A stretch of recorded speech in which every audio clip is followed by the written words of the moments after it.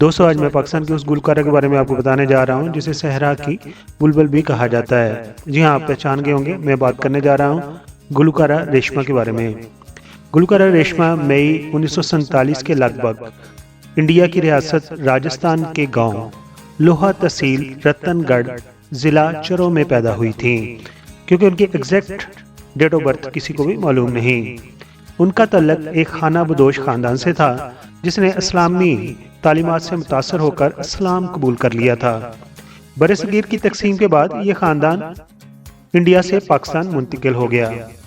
نگری نگری گھوم کر گڑبی بجانے والی ریشما کو عوام سے متعارف کرانے کا صحرا اسی شخص کے ساتھ بنتا ہے جس نے مہندی حسن جیسے معروف گلوکار کو متعارف کرایا تھا، یعنی ان کا تعلق ریڈیو سے ہے۔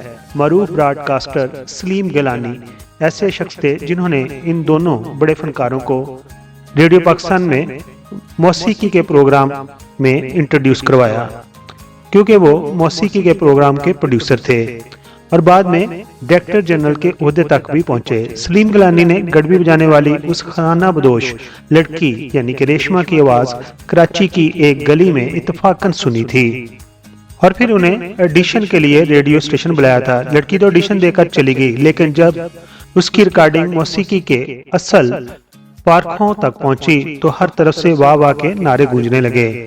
اب اس گمشدہ ہیرے کی تلاش شروع ہو گئی۔ خانہ بدوشوں کے ہر ڈیرے پر اس کو ڈھونڈا گیا، اس کے بارے میں پوچھا گیا، لیکن اس گوہرے نایاب کا کہیں پتہ نہ چلا۔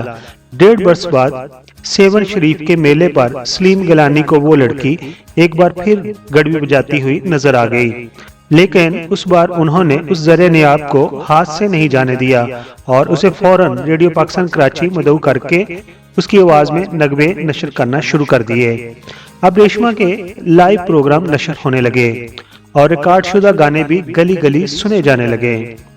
دھیرے دھیرے ریشما پاکستان کی مقبول ترین فوک سنگر بن گئی اور اس کی آواز میں صحرا کی وسط تھی، جنگل کا درد تھا، دریا کی روانی تھی اور قدیم محبتوں کی گونج تھی۔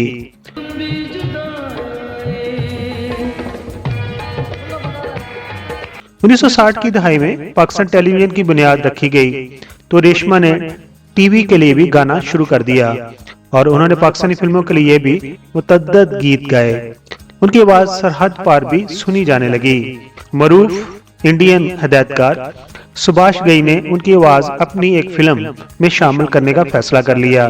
یوں ریشما نے ان کی فلم ہیرو کے لیے لمبی جدائی گانا گایا، جو آج بھی سرحد کے دونوں جانب انتہائی مقبول ہے۔ ریشما کے اگر کچھ دیگر مقبول گیتوں کی بات کریں تو ان میں سن چرخے دی مٹھی مٹھی کوک، وے میں چوری چوری، دما دم مست کلندر، اکھیاں نو رہن دے اکھیاں دے کول کول اور ہائے او ربا نہیں لگدا دل میرا وغیرہ شامل ہیں۔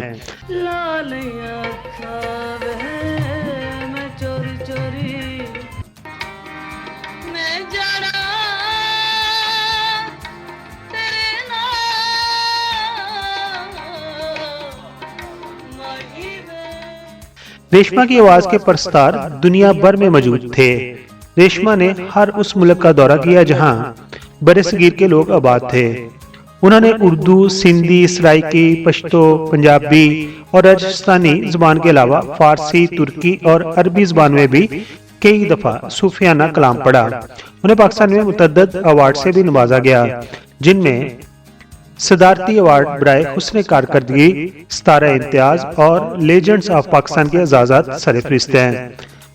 برصغیر کی مشہور و معروف یہ گلوکارہ 3 نومبر 2013 کو اپنے مداحوں سے ہمیشہ کے لیے جدا ہو گئی۔